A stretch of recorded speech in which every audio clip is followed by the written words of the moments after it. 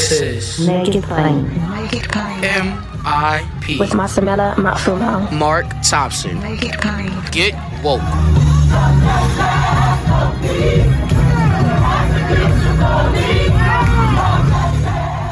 Folks, not only is today the beginning of International Human Rights Month, two other significant remembrances on December 1st, beginning of the Montgomery bus boycott, which was considered to be the beginning of the modern day civil rights movement. And then this is also World AIDS Day. And it was several years ago that I got involved in the struggle around AIDS and seeing to it that there was equity there and that those who were being affected were recognized.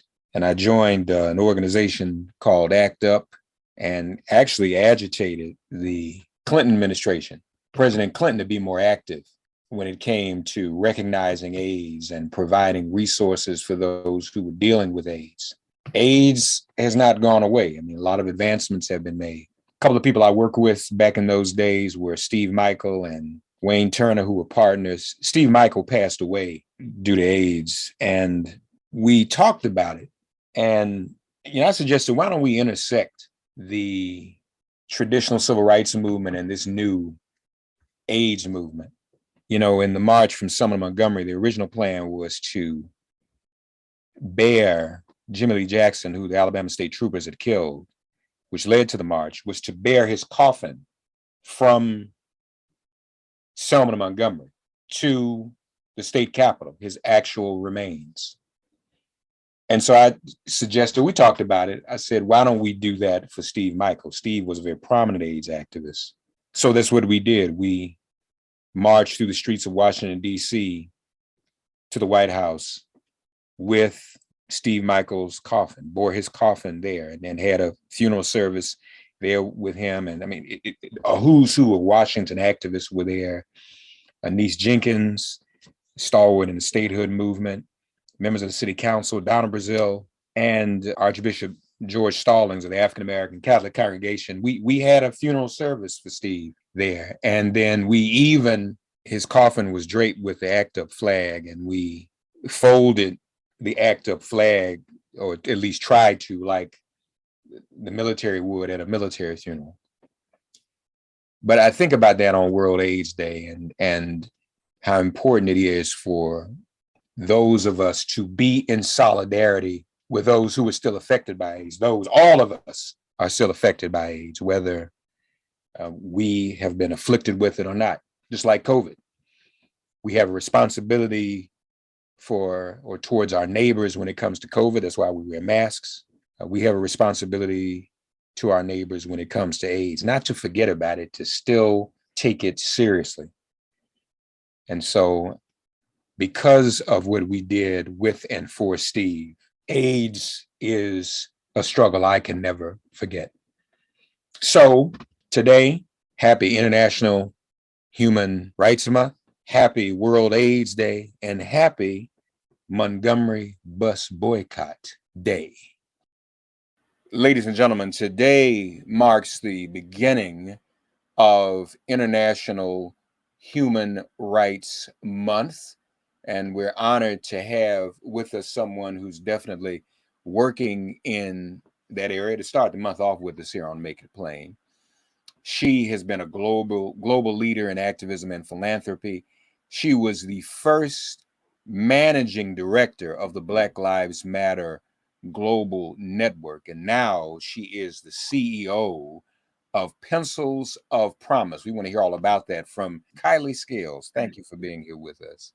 First of all, tell us about Pencils of Promise. What's that all about? Yes. Well, first, thanks again for having me here today in this very important month where we recognize universal human rights. This month affirms every person's right to liberty, equality, and justice, concepts that are very, very important to me and have been important to me and every human on this planet, but for me throughout the course of my career. So everything that I've chosen to do in my professional career has been freedom work, has been equity work, and has been in an effort to advance human rights for all people everywhere.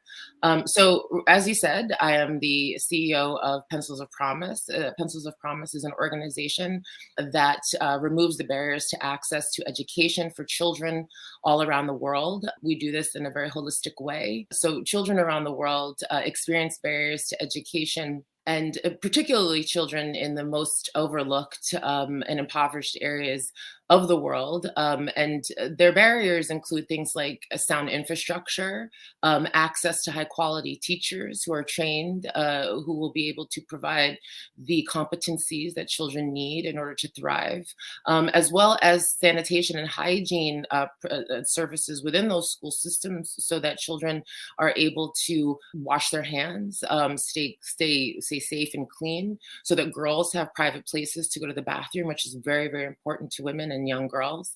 And so Pencils of Promise, founded in 2008, build schools. Number one, we build that infrastructure. We ensure that students have a safe and sound place to attend school and to learn. We also train teachers so that teachers enter, before they even enter the classroom, they understand the best way to engage children, the best way to improve their competencies. Just because children are in school doesn't mean that they're literate. So we ensure that the teachers that are from these rural areas are able to teach children, as well as provide sanitation services and programming. We educate children on the proper ways to wash their hands. We provide other sanitation services like water filters, bathrooms within schools. And we also provide menstrual health training and education and tools to both girls and boys so that girls do not miss school on account of them getting their period once a month. And Pencils of Promise right now is operating primarily in 3 countries. Do I have that right? That's right. Mm-hmm. What countries? We are in Ghana, we are in Laos, and we are in Guatemala. And tell us why it was important, or it is important, to focus on those 3 places. Well, it's very important, number one, because education is a basic human right. Country governments have a requirement to ensure that their constituents are, that their citizens are educated at every level. And so it is important for us at Pencil of Promise, as we help support this. Not all countries can afford to educate every person. And as people in the Western world to help support the education for children everywhere, we, Pencils of Promise, want to make sure that we work in areas where the country governments are very cooperative, where we're able to come in and do a needs assessment, where we're able to deliver on the country's goals. We want to work in countries where they have very specific goals for their citizens and help support those goals, where their teachers are recruited and we're able to, again, meet with those teachers in advance of them going into the classroom and provide trainings. And so that's the reason why so far we've chosen the countries that we're in, because we're able to move, we're able to deliver on schools, as many schools as the country requires. And there's a lot of cooperation from the government. So that is highly important to us. And that is why we're in those countries. As we expand and explore additional countries to serve, we will ensure that we, again, are in those places where the country governments are most amenable to our services. You know, it's interesting. You mentioned country governments and their duty to educate their students and their population. This is an interesting conversation to be having with you now, because in this very country in America, the whole debate around education is about making sure history, true history, isn't taught. And it shows what we take for granted, I think, sometimes here. You're talking about basic needs that some students in other countries in education just don't have. That's right. And folk here trying to make sure that we don't teach critical race theory, which was never taught in school anyway, but unless you're in grad school. But we're here trying to prevent critical race theory from being taught. Some are trying to prevent that here in this country. Well, this country has a long history of suppressing education for its citizens, in particular Black people. I mean, we know that as slaves, we were denied the right to be educated. We know that when we were able to become educated, we were segregated in education institutions, in inferior environments. After Brown versus the Board of Education, and we were forced, or we were able to, or we were integrated by force with militia. We all remember the images of the young girls surrounded by militia so that we could attend higher quality schools. we still are experiencing disparate outcomes in the education space. Our Black children are still disproportionately showing up in special education classes. Our community schools still are overcrowded, are over-policed. Our teachers are under-recruited in the communities that we need. So it's no surprise that this country would also prevent other ways to become educated about its history. So, that's just something that we've seen throughout the course of history, not just with Black people, but with other people of color in this country being denied the opportunity to educate. It's a way to ensure or to suggest that we are unequal. It is a way to suggest that we are unworthy of knowledge. Knowledge is a human right. It is our human right to understand the history of this country and the way that we, each of us, have experienced our trajectory in this country, because it prepares us for the future. It empowers and emboldens and enables us to achieve in the future. And that's why this month is so important, to talk about these issues and to talk about inequity and to talk about justice, and to ensure that the fight continues.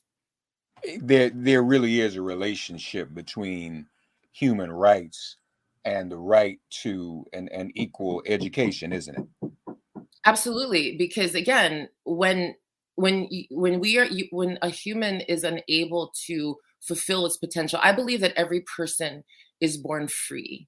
Every person is born with potential. Every person is born with an intellectual mind. Intellect and success and value is not reserved for those in elite wealthy countries and elite wealthy places. It's no coincidence that those that are stuck in the poverty cycle are those that are denied education. It is a denial. It is not by accident or happenstance. We are denied access to knowledge. And it is something that no person, no government, no system should deny us as human beings. It is our birthright to access the knowledge that we want. So it is 100% a human right to be able to access the ability to get our inside out. We were all born equal and free. More MIP after this message.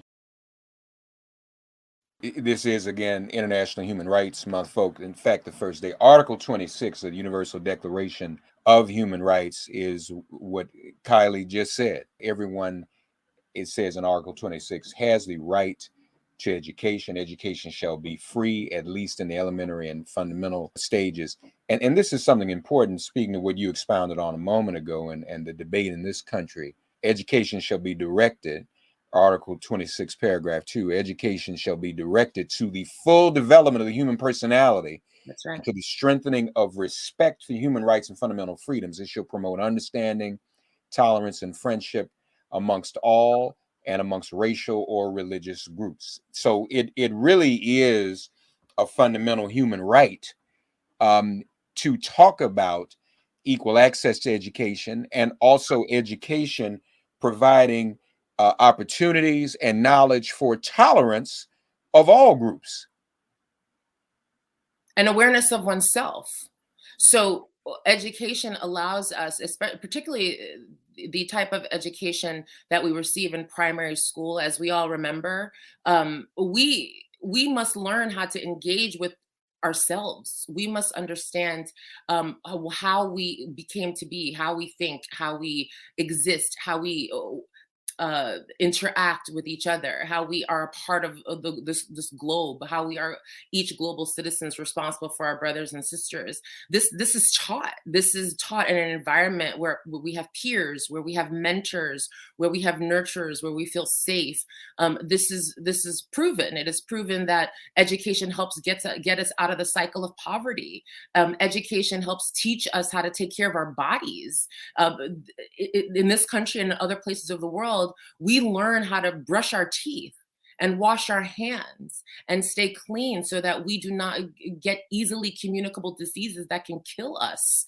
So education is inextricably linked to our survival. So to deny people the opportunity to understand how our minds and our body works is a barrier to our humanity. So this is where the interconnectedness comes. This is why it is so critical to ensure that every person on this planet has the access to education, because it will help break the cycle of poverty. It will help us to survive, and it will help many of us avoid children being exploited. So when we see children being trafficked, when we see child labor, both in this country and abroad and beyond, it is because children can be exploited because they don't know. They have no access to knowledge. Knowledge has been withheld from them, and that is horrifying to imagine. And obviously, too, Kailee Scales, Pencils of Promise, has an emphasis on young women as well. Talk to us about how important that is, and what that means for human rights in the world when women especially have access to education. And explain for those who don't know the term menstrual poverty. Yeah, so I'll answer both of those questions. So first, it's very important to educate women around the world. 38 million women and girls are withheld from school. This is again historical um, ideology to suppress women and to suppress our ability to thrive and to contribute to society. We know that when women and girls are educated, women and girls are able to elevate their families and their communities out of poverty. We know that many of the world's issues can be alleviated by investing in educating girls and young women. And not only are girls and young women physically kept out of school, we know historically girls were only taught certain things. Women, even in this country, were withheld from getting degrees and things like that. And in other places around the world, we see that replicated to this day, where women are made to stay at home and not able to access the types of education that men and boys are able to access. And so that's one. And to your point about menstrual health, so for women, when we have our period once a month, we have needs. We have to be able to feel safe, and we have to have the proper tools and the proper sanitation, and we have to have private bathrooms, or else we stay home. We won't go to school. And there are girls all over this world who, if schools don't have the proper sanitation, we can't go to school. If girls do not have private bathrooms to be able to be by themselves as they have their periods, and as they go to the bathroom, and in these unsafe environments, they will stay home. And so these are other tactics in order to keep women from achieving the educational outcomes that men and boys are afforded. So it is very important. We all know how throughout history women had to fight for everything that we have. As a Black woman, I feel that intersectionality. And so it is important for us to ensure that our sisters all around the world are empowered, that our physical bodies are catered to and taken care of. It is also important that our boys understand our bodies, so that we're not ashamed of the way they work, and of the things that we need to do in order to feel safe and protected and comfortable in a learning environment. And boys need to understand as well. And so at Pencils of Promise, we are, again, able to provide safe environments and bathrooms for girls so that they're able to go to the bathroom on their own. We're also able to provide menstrual health tools. So girls are able to make their own reusable sanitary napkins, so they're not worried about sanitation and where they can dispose of things. It's not the same. These are some of the things that we take for granted, and as far as plumbing and latrines and things of that nature. So we teach girls how to make their own sanitary napkins. We teach boys the same, and they're very proud of this. You see our young girls with their little bags that they've made themselves, and they know that how to do it, and they know how to sustain it, so that it's not something that they will ever worry about, because that's not something that a woman should worry about. It's part of who we are. It's something that we should be proud of.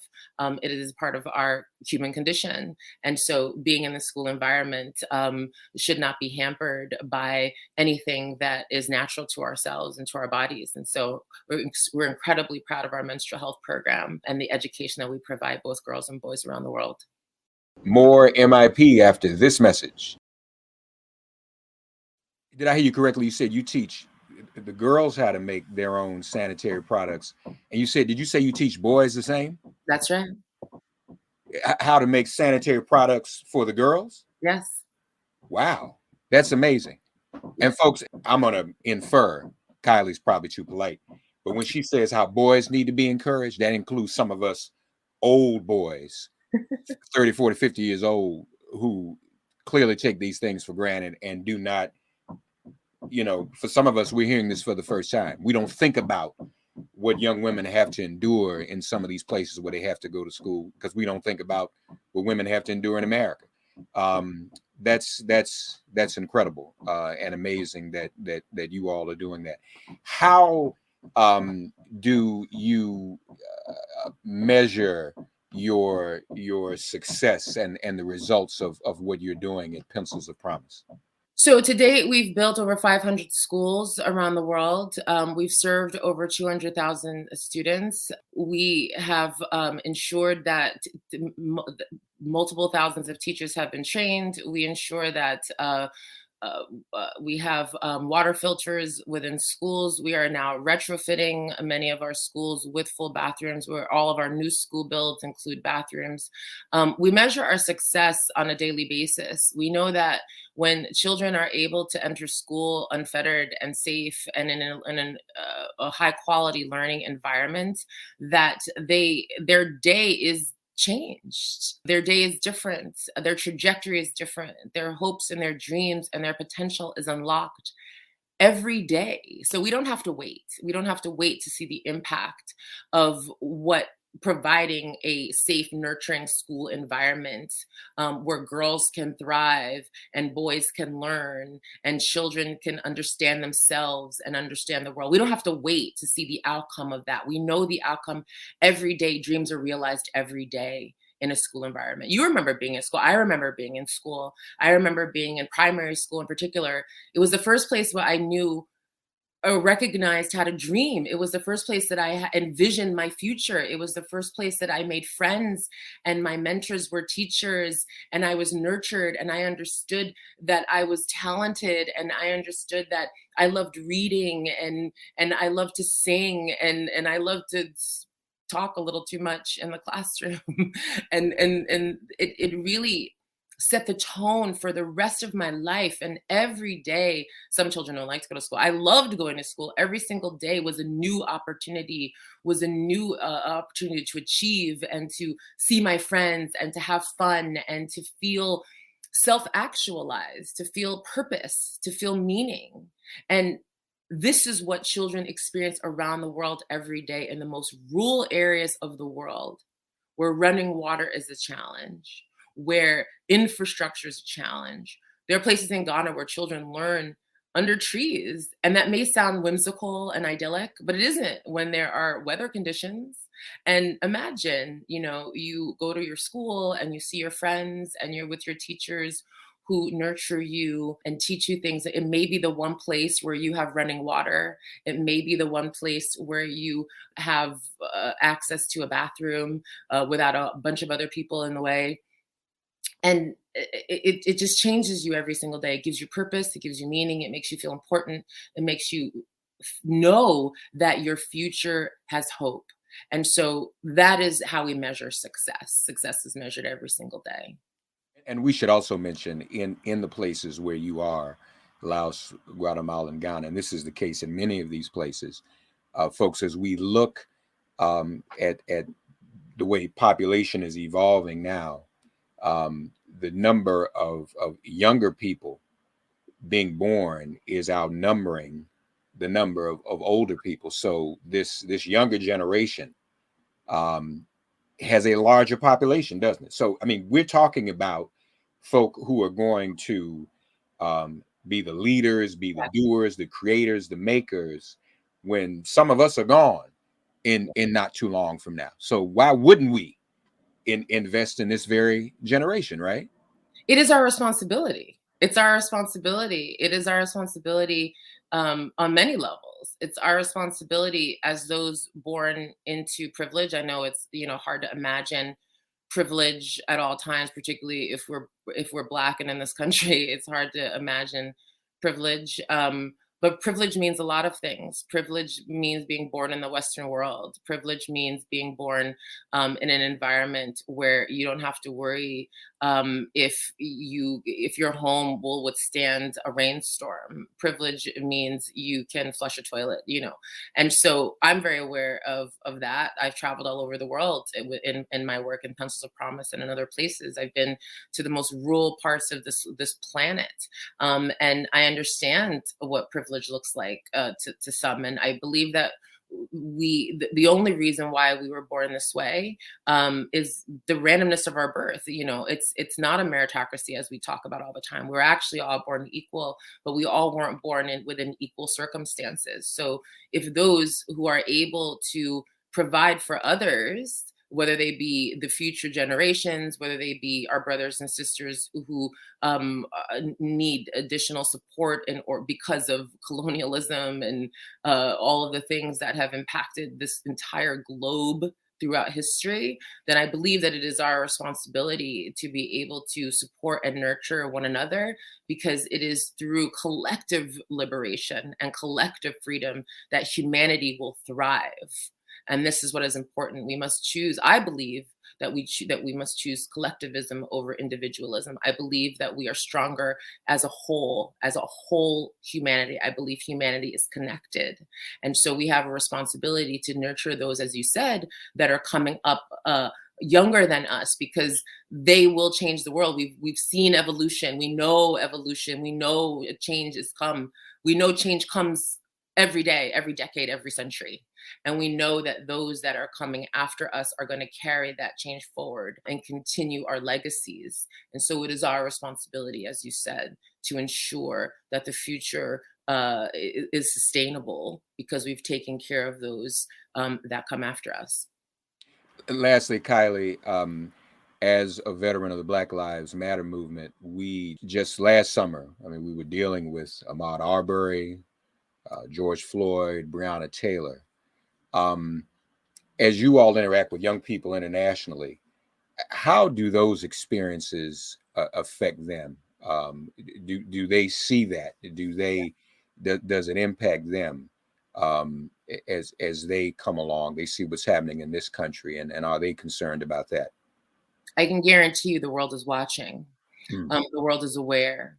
The world is noting what the struggles that America is going through, and the awakening that and reckoning that we are having in this country. Every name you mentioned is painful to us still. It feels raw to this day. Every name built on more and more pain, and me and others who are in the fight for so long know that there are countless names that have not been mentioned. Those are the ones that were catapulted to national spotlight, international, global spotlight. But there are many people who have additional names, and many still. And around the world, people note this, and they also note what happens in their own communities and in their own countries. It is causing the entire world to ask questions about the systems that have been built, about how we got to this place. It is causing the entire world to ask questions about how institutions are constructed. It is hopefully having the world ask the questions about how we as individuals have contributed to this moment and what we can do about it. And young people are the wave of the future in a different way. Young people, the younger generation inspires me. They're incredible. They don't just take things that we tell them and just do them because we tell them to. They don't want to replicate and do what their parents did and keep things business as usual. No, they're just like, what is this nonsense? And they're like, not today. And they are here to knock down the walls. And I am so happy. Thank you. Thank God that we have people who are here that are like-minded, that are just like, we gotta know, not today. And so the young people around the world are interrogating all their own systems because they see what's happening in New York. They're interrogating their own institutions, and they're asking questions, and they're demanding answers, and they're enforcing change, and they're bringing change, and they're embodying change. So I know that evolution is a global one. I know that the future is different because I know that we are different than we were in the past. It's hard. It feels like there's no progress. But I didn't grow up in Jim Crow, and I didn't grow up in the 1800s as my ancestors did.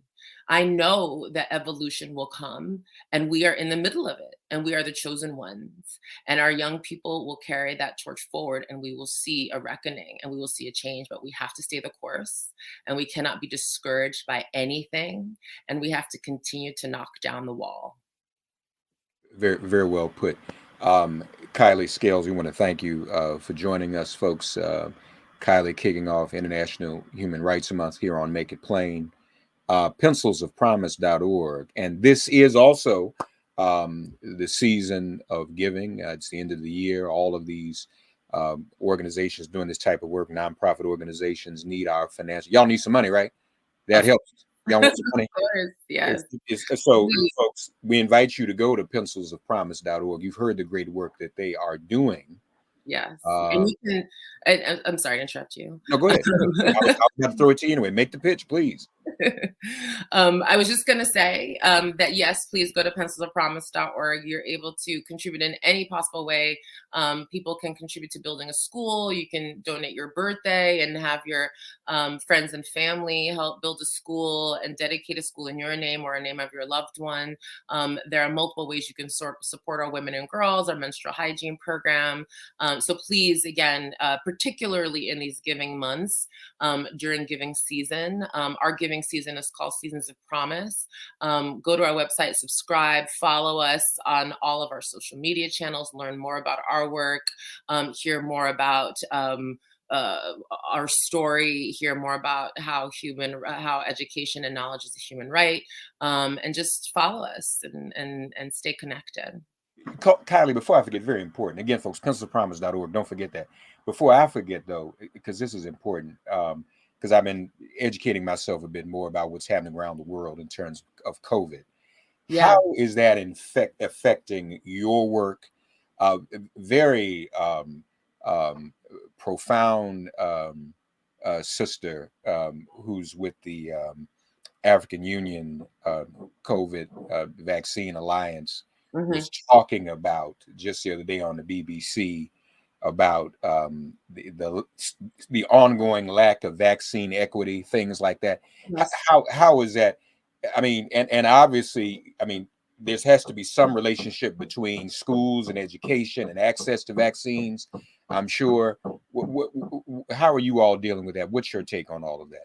Yeah, well, we're all struggling, right? And particularly, I'm glad that you brought up the point of vaccine equity.